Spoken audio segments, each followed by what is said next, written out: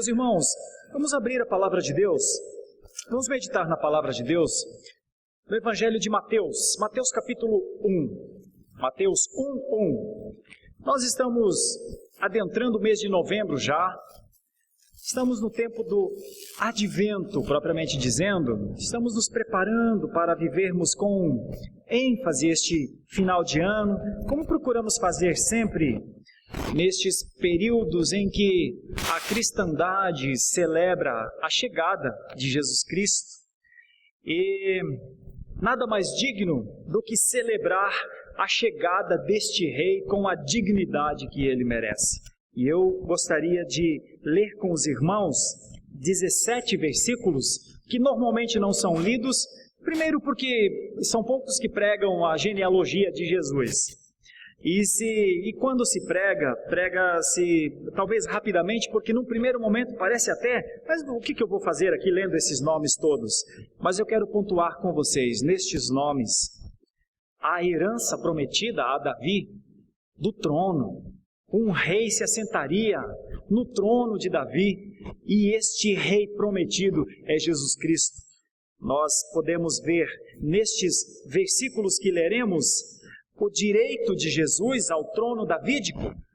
Nós leremos nestes versículos quem foram os homens e mulheres honrados pelo registro histórico, e nós vemos também nestes versículos os diferentes períodos do poder de Deus no seu tempo para que o Messias chegasse. Então, são versículos de uma genealogia, mas que apontam para coisas muito significativas. E nós leremos isso. Está escrito assim em Mateus 1:1. Livro da genealogia de Jesus Cristo, filho de Davi, filho de Abraão. Abraão gerou a Isaque, Isaque a Jacó, Jacó a Judá e seus irmãos, e a seus irmãos, ou seja, as 12 tribos de Israel. Judá, um dos filhos de Abraão, no caso, um dos netos, da geração de Abraão, filho de Jacó, gerou de Tamar a Pérez e a Zerá. Pérez gerou a Esrom e Esrom a Arão. Arão gerou a Aminadab a Naasson, Naasson a Salmão. Salmão gerou de Raabe a Boaz. Este de Rute gerou a Obed e Obed a Jessé. Quem é Jessé? O pai de Davi. Jessé gerou ao rei Davi, e o rei Davi a Salomão, da que fora mulher de Urias. Salomão gerou Roboão, que foi rei depois de Salomão, de parte das tribos. Roboão gerou a Abias, Abias a Asa. Aqui, Roboão e Abias, não reis que seguiram de perto a instrução do Senhor, mas Asa sim. Como Deus preserva, Asa gerou a Josafá. Que rei maravilhoso foi Josafá. Josafá, Jorão a Uzias. Uzias sim. Grande Uzias. Uzias gerou a Jotão. Jotão não. Jotão a Acais, rei ruim. Acais a Ezequias. Ezequias sim. Ezequias gerou a Manassés. Manassés a Amon. Amon a Josias. Poucos tão maravilhosos quanto Josias. Começou a reinar com 8 anos de idade. Reformou Israel. Maravilhosa reforma do rei Josias. Quando olhamos para as Escrituras, vemos essa sequência maravilhosa. Veja o versículo 11. Josias gerou a Jeconias e a seus irmãos no tempo do exílio na Babilônia. Depois do exílio na Babilônia, voltando no caso, 70 anos depois, Jeconias gerou a Salatiel e Salatiel a Zorobabel. Zorobabel gerou a Abiúde, Abiúde a Eliaquim, Eliaquim a Azor. Azor gerou a Sadoc, Sadoc a Aquim, Aquim a Eliúde. Eliúde gerou a Eleazar, Eleazar a Matã, Matã a Jacó. E Jacó gerou a José, marido de Maria, da qual nasceu Jesus, que se chama o Cristo. De sorte que todas as gerações, desde Abraão até Davi, são 14. Desde Davi até o exílio na Babilônia, 14. E desde o exílio na Babilônia até Cristo, 14. Olhar rapidamente por estes textos sem pensar, muitas vezes é motivo de se perguntar, por que eu estou lendo isso? Qual o sentido?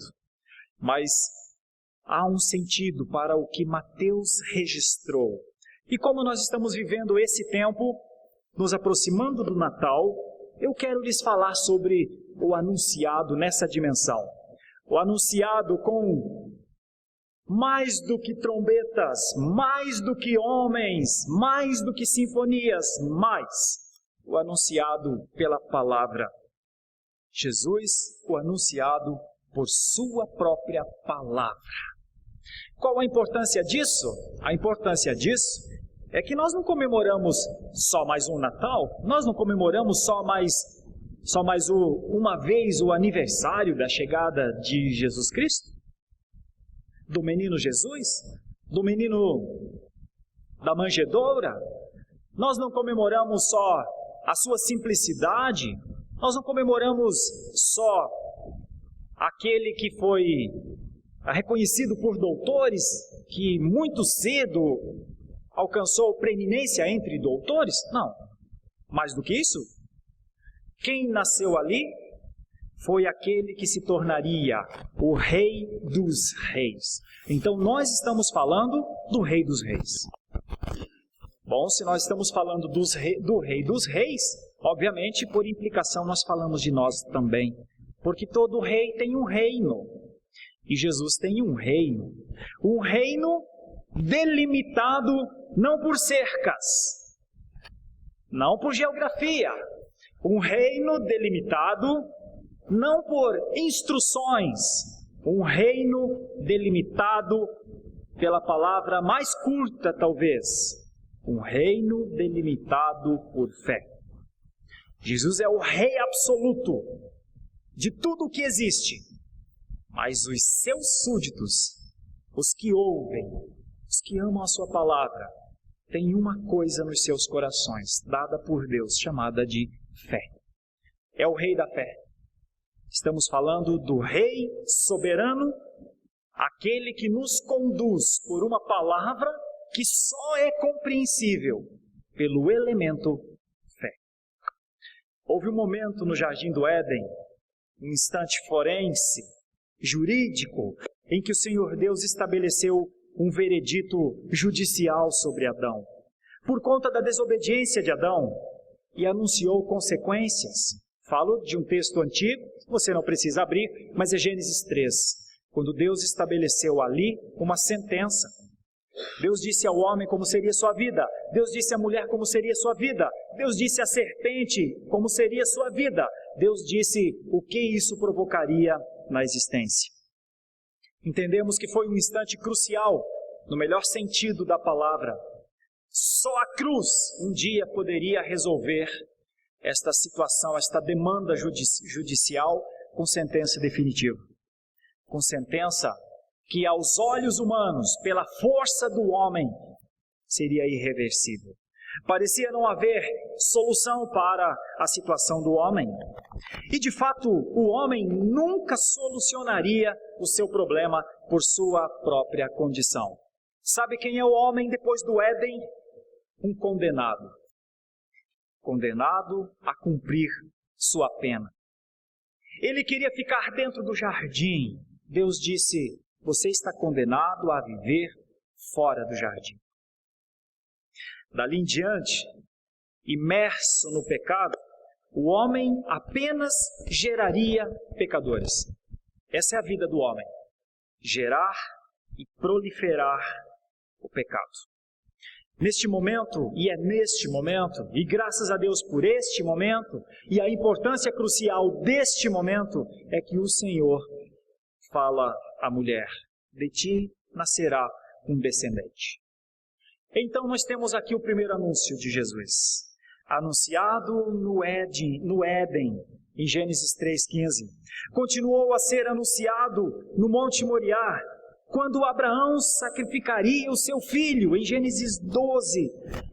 É admirável a atitude daquele pai, que leva o seu filho porque Deus disse, quero o seu filho, entrega o seu filho. Ele caminha com o seu filho na certeza de que, se for levado a sacrificar seu filho, Deus o ressuscitará. Um homem disposto a sacrificar o seu filho por sua fé. E é por isso que a palavra de Deus diz que a sua fé foi-lhe imputada como justiça. Que fé teve o nosso pai Abraão? Só que ele não precisou, porque o cordeiro estava preparado lá. Jesus anunciado, o cordeiro pascal. Inclusive, o cordeiro pascal aparece várias outras vezes quando comemoram, por exemplo, a primeira Páscoa, em Êxodo 12 para frente. Jesus continua sendo anunciado no maná que cai do céu. Mas não podemos ignorar que o maná cai do céu. É pão que alimenta, é vida pura. E parte do povo diz, não gostamos de maná, melhor seria voltar e estar junto às panelas do Egito. Mas a despeito disso, o Messias, o Rei dos Reis, continua a ser anunciado. O tempo passa e vem o livro de Números que relata com precisão que um dia o povo estava no deserto com sede. E então, enquanto a sede domina, muda as expectativas, faz com que o terror se aproxima. Sede e falta de água é sinônimo de morte. Mas eis que Deus diz a Moisés, toca na rocha. Mas na rocha, Senhor, toca na rocha. Eis que o povo grita para Moisés, cadê a água? E Moisés se irrita, peca, bate 2 vezes na rocha, quando só o tocar era o suficiente, e jorra a água da rocha. É a água da vida, é o pão da vida. Não é ainda o Filho de Maria, mas é a segunda pessoa da Trindade que estava com o Pai na formação do homem, que estava com o Pai na queda do homem e que estava com o Pai na solução para o homem. Não tem como você olhar para a Bíblia e não encontrar o Rei dos Reis em todos estes lugares. Através dos profetas, que em momento algum se calaram, quando ninguém queria ouvir os profetas, quando os profetas significavam um espinho, quando os profetas diziam, para com o pecado, para com a idolatria, para com o egoísmo, para com o nacionalismo, para com o hedonismo, volta-te para o Senhor, arrepende-te. Um deles disse uma das frases mais significativas, do tronco de Jessé. Esse que nós lemos aqui, do tronco de Jessé, brotará um renovo, brotará. Do tronco de Jessé, velho Jessé, brotará vida. E não foi sem tempo que um profeta um dia foi lá na casa de Jessé. Jessé, eu quero ver seus filhos. E Jessé começa a apresentar seus filhos dos mais fortes primeiro. E o profeta não vê ali quem será. Não, nenhum destes, Jessé. Não tem mais, tem um. Mas não tem, tem um. Mas trago, não trago, trago, não trago. Traz. Era Davi. Davi, a quem depois, como nós lemos aqui no Salmo 89, Deus disse, meu filho, homem que eu amo, meu filho, homem que o coração dele bate com o meu coração, meu filho. Deus levantou a Davi e fez uma tipificação de Cristo no Antigo Testamento. Que rei foi Davi? Os profetas nunca deixaram de falar que o Redentor um dia viria, que o Messias viria. E muitas outras vezes eu poderia lhes falar sobre um longo tempo sobre isso. Mas eles falaram que na plenitude dos tempos, o simples, mas ao mesmo tempo o mais ímpar de todos, o único, o Messias viria. O direito de Jesus ao trono davídico está explícito na Escritura. Como disse Isaías, do tronco de Jessé nascerá um renovo, um rebento. A casa davídica permaneceria para sempre. Deus se agradou de um reinado em que ele era pregado e temido, ainda que por homens falhos, mas homens que choravam em arrependimento quando se afastavam do Senhor. Mas como isso seria possível, uma casa davídica para sempre, se o povo era tão frágil, seus atos tão expostos, suas fraquezas tão claras?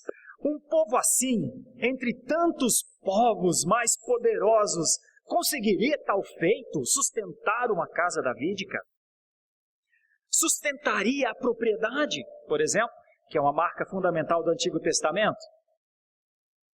Protegeria suas fronteiras quando inimigos viessem à porta? Lembremos rapidamente de como o povo de Deus foi assolado. Se lêssemos o Salmo 46, então poderíamos ver um povo em Jerusalém, crendo em Deus, mas nas suas muralhas para o lado de fora, o rei da Síria, na época Senaqueribe, que zombava do rei e dizia: Rei, em quem está a tua confiança? Está nos egípcios, rei? Eu já os dominei. Está nos outros povos das campinas? Ninguém vem te socorrer, rei. Sabe, Ezequias, não há nada que você possa fazer. Eu te esmagarei. Eu dominarei essa cidade. Eu farei com que tudo seja meu neste lugar. Está escrito no segundo livro de Reis, que Senaqueribe parou em frente ao aqueduto de Jerusalém. Perturbou as águas do aqueduto. E ali está um homem que só tem uma coisa por si, a seu favor: um Deus que ele não vê, que ou crê pela fé ou entrega-se a Senaqueribe. Mas a palavra de Deus diz que aquele homem e que aquele povo foram sustentados por esta fé, e Deus em determinado momento mandou o profeta Isaías a dizer assim: Senaqueribe, quem você acha que está afrontando, Senaqueribe? Quem você acha que está afrontando? É a Ezequias? Ele é só um filho meu. Estás afrontando a mim.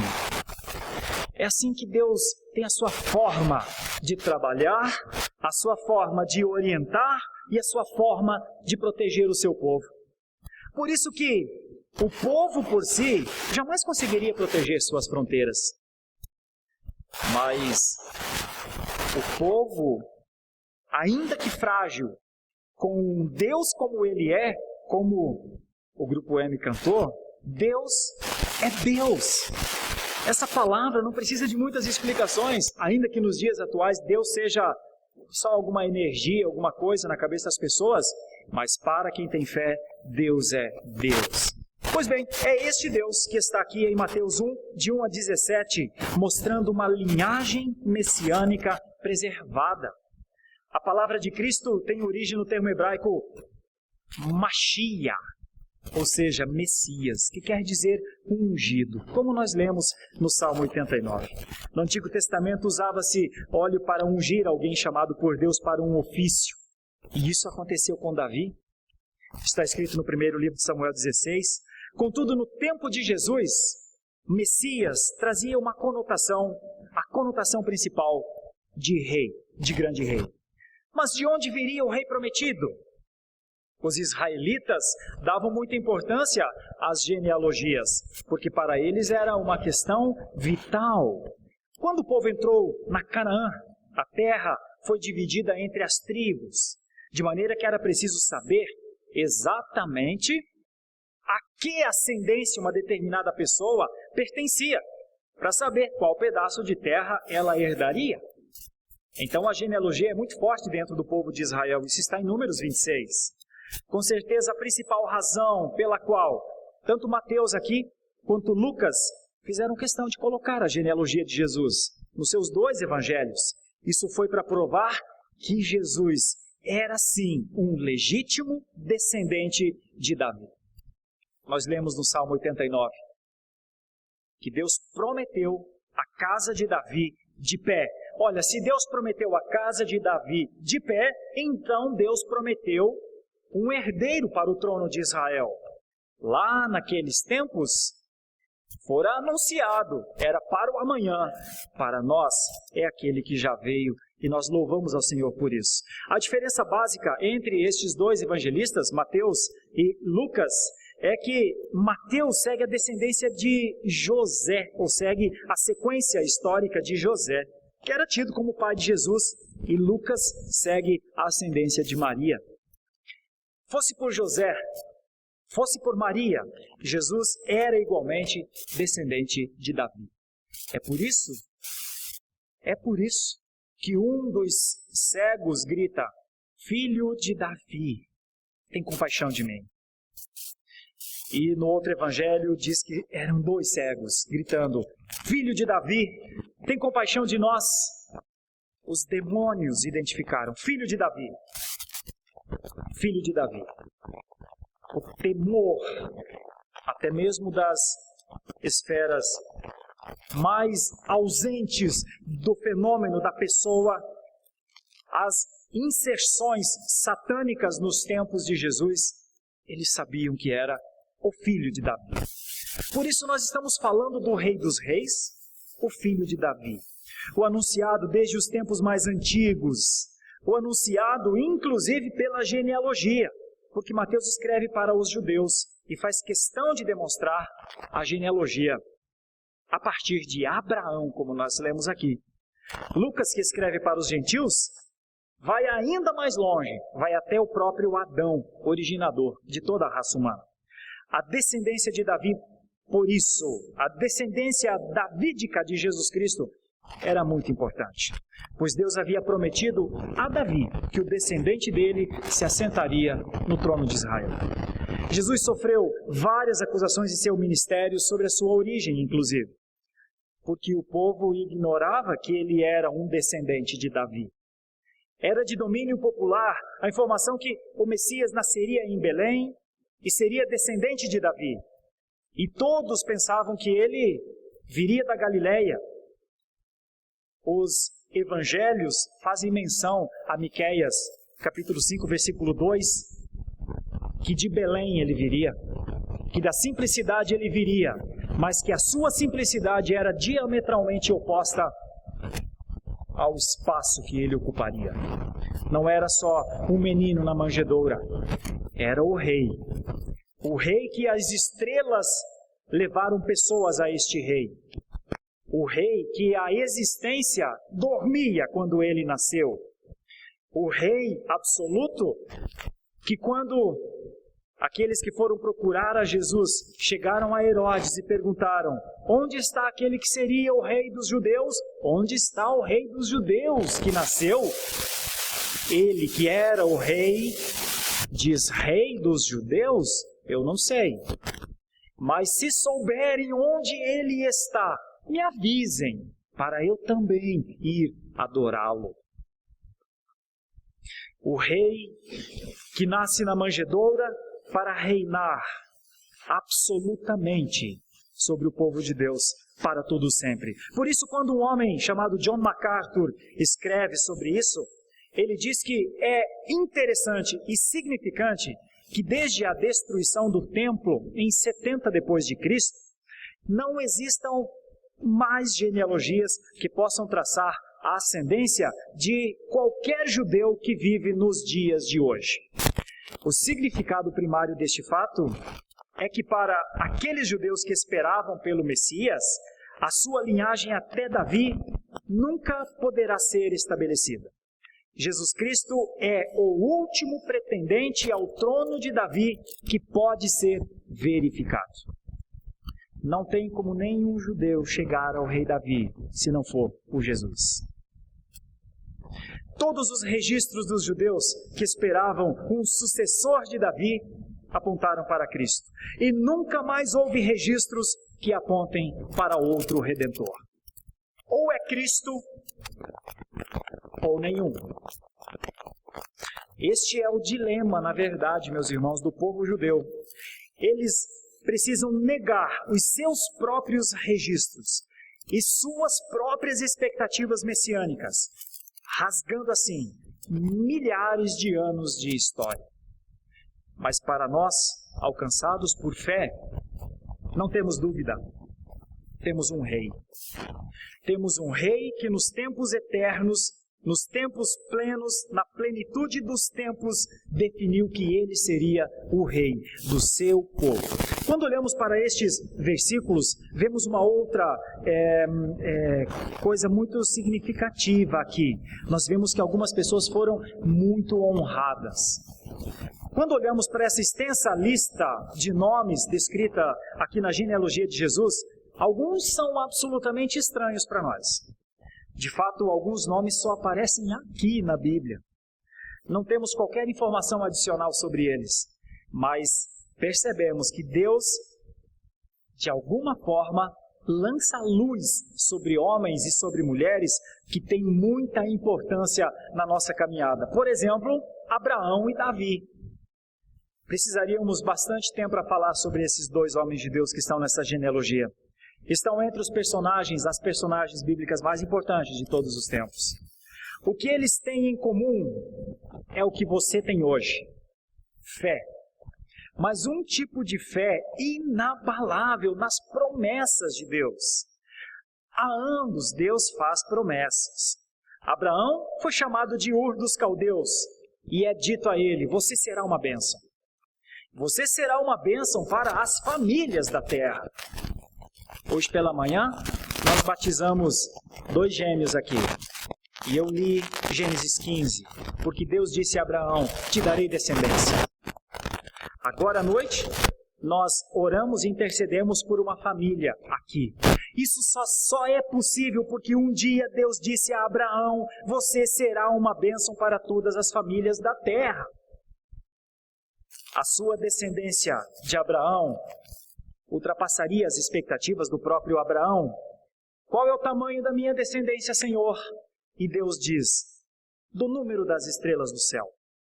Abraão é chamado pelo Novo Testamento de o pai de todos os que creem. Paulo disse isso escrevendo aos Romanos. E Jesus é o descendente de Abraão que abençoa todas as famílias da terra e que torna a descendência de Abraão numerosa como as estrelas do céu ou como a areia do mar. Sabe, quando Abraão era o pai da fé dos judeus, então Abraão abençoava a família dos judeus. Mas quando Jesus é o filho de Davi, que é filho de Abraão, quando Jesus é aquele que dá o start na igreja mundial, na igreja internacional, então Abraão passa a ter filhos numa dimensão jamais pensada. Não é só a geração genealógica, é a geração da fé. E a genealogia faz questão de dizer que esse Abraão era assim. De Davi, como já dissemos, Deus disse que seu descendente se assentaria para sempre no seu trono. Jesus é o descendente de Davi, o legítimo herdeiro do trono de Davi. Mas essa passagem fala também das mulheres. Significativamente, na ascendência de Jesus, há várias mulheres. Mais do que a lógica, porque sem elas ninguém nasceria, há a intenção de honrá-las. Alguns dizem que as mulheres não recebem a dignidade merecida. Eu lhes digo, o cristianismo dignifica a mulher numa condição, mas numa dimensão. A Bíblia dignifica a mulher. Na genealogia está a mulher. A começar por Maria, a mãe de Jesus. Maria, uma jovem e desconhecida mulher, agraciada por Deus para uma tarefa sem precedentes. Bem-aventurada és tu, disse o anjo. Como Abraão e Davi, Maria também era pecadora, precisava de salvação, como Abraão, como Davi. Por isso ela mesma diz: o meu espírito se alegrou em Deus, meu Salvador. Mais 4 mulheres são citadas aqui na lista: Tamar, Raabe, Ruth e Batseba, inclusive, que não é citada pelo nome aqui, é citada como mulher de Urias. As 3 primeiras têm algo em comum, são estrangeiras. E Batseba é mulher de outro homem, inclusive. Tamar era cananita, nora de Judá. Sua história é contada em Gênesis 38. O marido de Tamar chamava-se Er. Ele morreu sem deixar filhos. No costume da época, o irmão mais moço deveria dar continuidade à descendência do irmão falecido.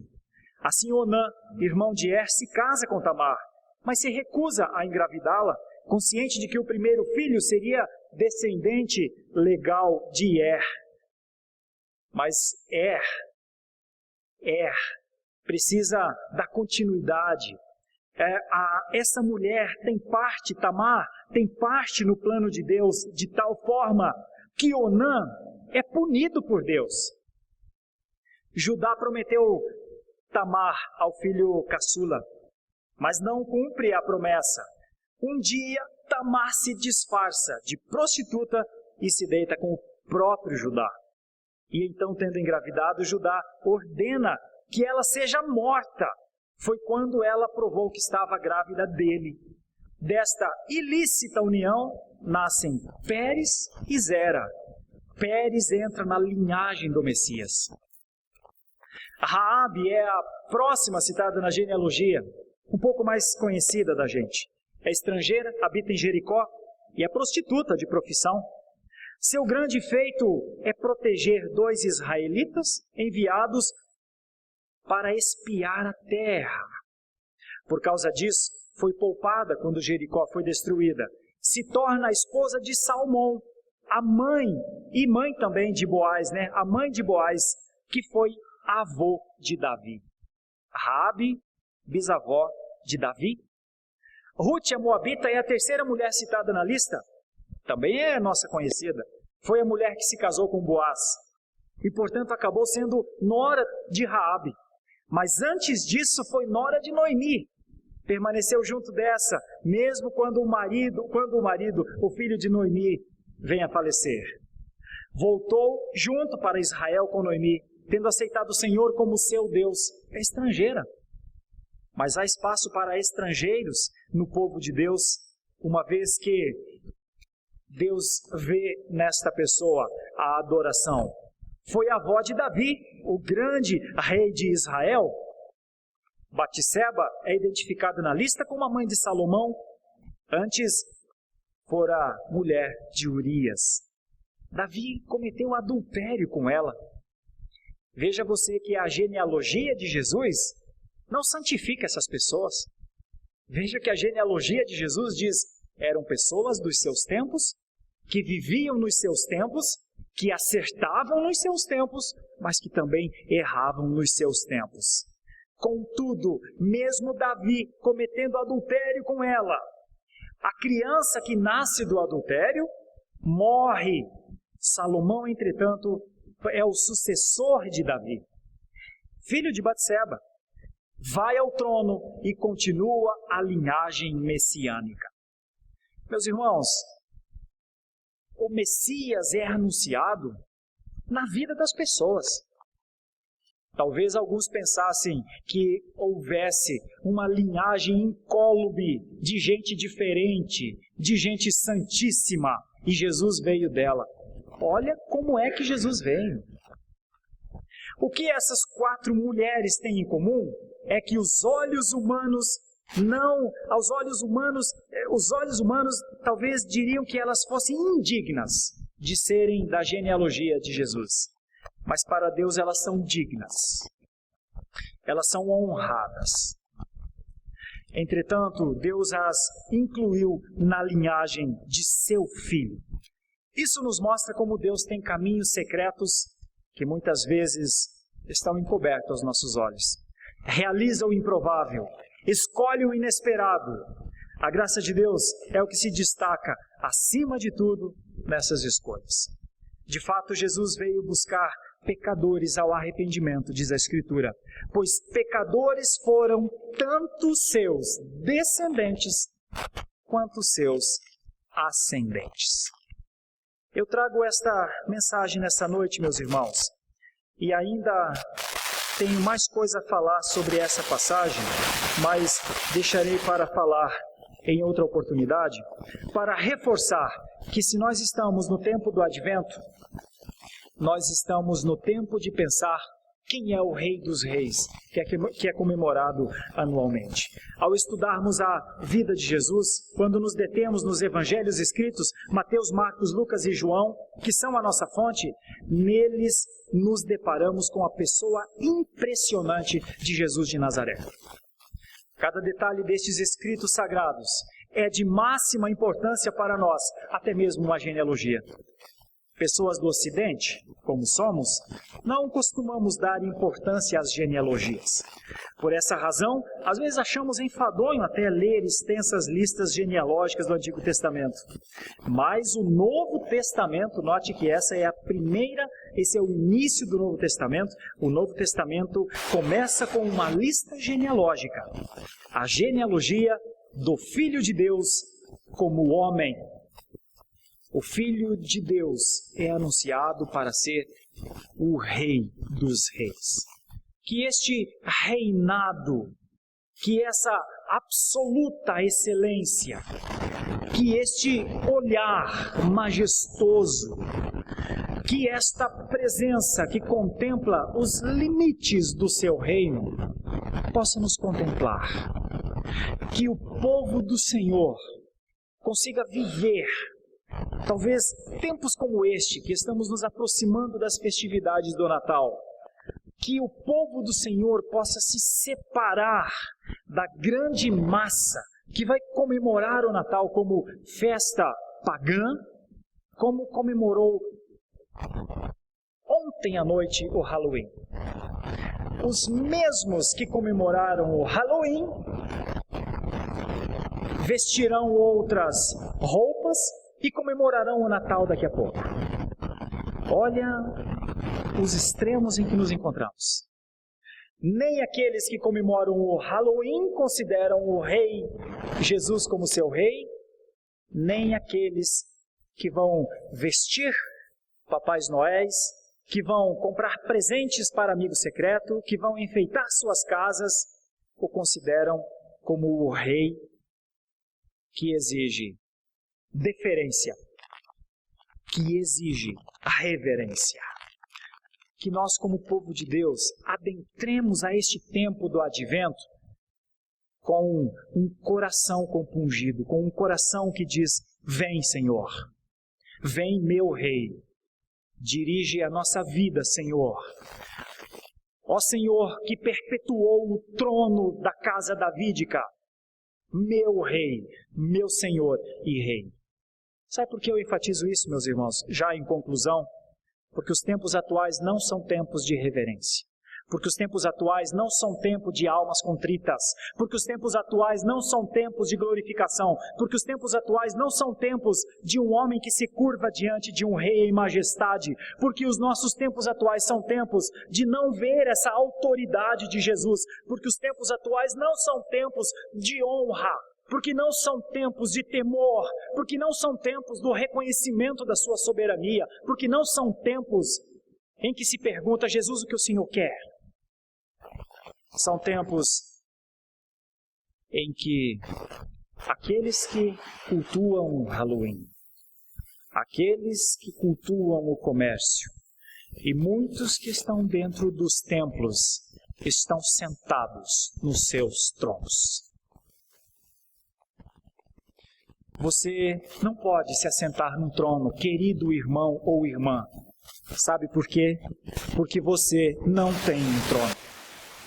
Eu não posso querer usufruir do hedonismo gritante desses dias, usando a Jesus como um ídolo para as coisas que eu quero alcançar. Há muitas heresias na terra, mas essa é uma das piores. E o mais triste é que é feito em nome da fé. Aqueles que comemoram Halloween, deixe-os lá. Aqueles que comemoram o Natal comercial, deixe-os lá. Há um trono onde o Senhor Jesus está assentado e de lá dirige. A minha pergunta, Ele te dirige? Ele nos dirige? Porque é para isso que Ele nasceu. E que Ele nos dirija, é a nossa oração. Viva o Rei, vida longa ao Rei, diziam os súditos. Vida eterna ao Rei, dizemos nós. Que este Rei nos guarde e nos abençoe. Amém.